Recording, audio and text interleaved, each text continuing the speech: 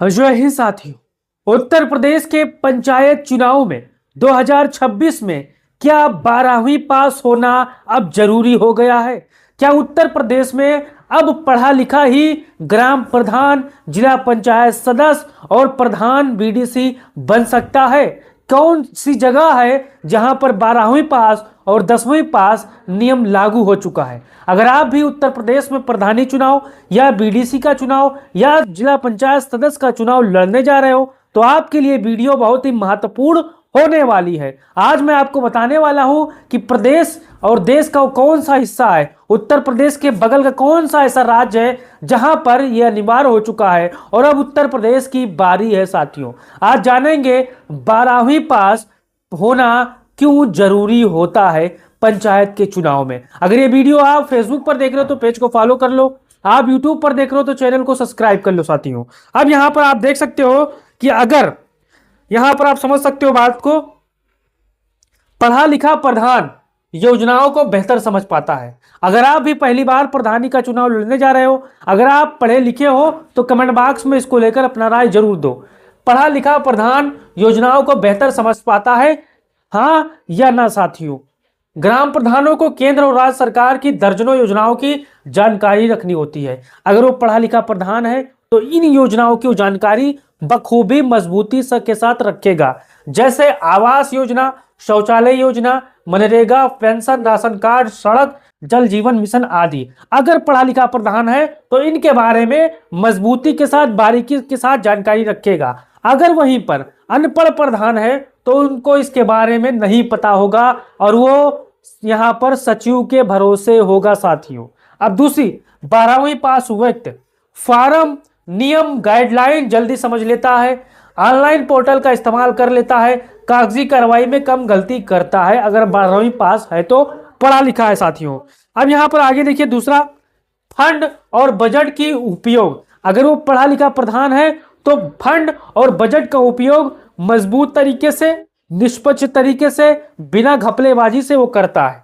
ग्राम पंचायत को हर साल लाखों करोड़ों का बजट मिलता है। एक पढ़ा लिखा प्रधान हिसाब किताब सही बनाए रखता है। अगर वो पढ़ा लिखा प्रधान है तो अनपढ़ है तो हिसाब में हेराफेरी होगी, गलती होगी, पकड़ा जाएगा, जेल जाएगा। गलत भुगतान, फर्जी बिल, घोटाले की संभावनाएं कम होती है अगर पढ़ा लिखा प्रधान है तो। अगर अनपढ़ प्रधान है तो गलत भुगतान की संभावनाएं ज्यादा होती है, फर्जी बिल ज्यादा बनते हैं, घोटाले की संभावनाएं ज्यादा होती है। अगर इस बात से सहमत है तो अपना राय जरूर दीजिएगा। पंचायत सचिव पूरी तरीके से निर्भर रहता है, यानी जो अनपढ़ प्रधान होता है साथियों, वो पढ़ा लिखा नहीं होता है तो वो पंचायत सचिव पर पूरी तरीके से निर्भर रहता है कि सचिव साहब आएंगे तब बताएंगे, तब उसी हिसाब से काम करेंगे। अगर वही पढ़ा लिखा प्रधान होगा, खट से लिखेगा, बजट बनाएगा, स्टेटमेंट बनाएगा, तुरंत पहुंच जाएगा, कार्यालय भेज देगा, पैसा आ जाएगा, काम कराना शुरू कर देगा।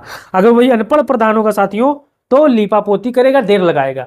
डिजिटल कामकाज में आसानी, पढ़ा लिखा प्रधान आज के युग को बेहतर तरीके से जान पाएगा। अब हर सरकारी काम ऑनलाइन होता है। अब यहाँ पर हर सरकारी काम, अब यहाँ पर देखिए, PFMS प्रधानमंत्री, यहाँ पर जो होता है ई ग्राम स्वराज, GM पोर्टल, जन सुविधा पोर्टल, DBT अपडेट। अगर प्रधान खुद डिजिटल काम समझेगा तो काम तेजी से होगा, किसी पर पूरी तरह निर्भर नहीं रहना पड़ेगा, गांव के काम में पारदर्शिता होगी। अगर अनपढ़ प्रधान है तो सचिव साहब के भरोसे होगा, सचिव साहब जब आएंगे तभी काम होगा। अब यहाँ पर आगे देखिए साथियों, चौथा, जनता से संवाद बेहतर। अगर शिक्षित प्रधान है तो मीटिंग में प्रभावी तरीके से बात रखता है, अधिकारी कर्मियों से निडर होकर संवाद करता है, गांव की समस्या डेटा और तर्क के साथ रखता है। इससे योजना रुकती नहीं और जल्दी पास होती है। अब यहाँ पर आगे देखिए, पांचवां, युवाओं और बच्चों में प्रेरणा बढ़ती है।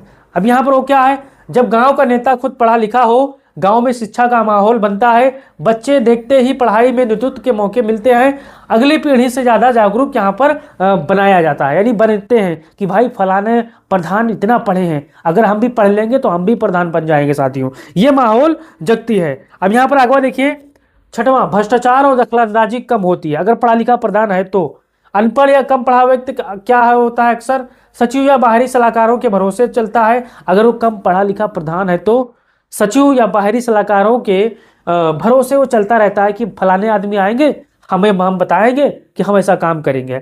लोग उसका गलत फायदा उठाते हैं। अगर वो अनपढ़ प्रधान है तो जैसा जो कहेगा वो कर देगा, बाकी में अंत में प्रधान, यहाँ पर प्रधान जी फंस जाएंगे, साइन करवा कर गलत काम करवा लेता है। अगर अनपढ़ प्रधान है तो प्रधान से कहेगा भैया अंगूठा यहाँ पर लगा दो या ये साइन यही बना दो, ये काम होने वाला है। अब प्रधान जी अनपढ़ हैं, कागज पढ़े नहीं, साइन गलत की जगह कर दिए, वो फंस जाएंगे। 12वीं पास व्यक्ति कम से कम बेबुनियादी चीजों में समझ लेता है, जिससे भ्रष्टाचार के मौके कम होते हैं साथियों।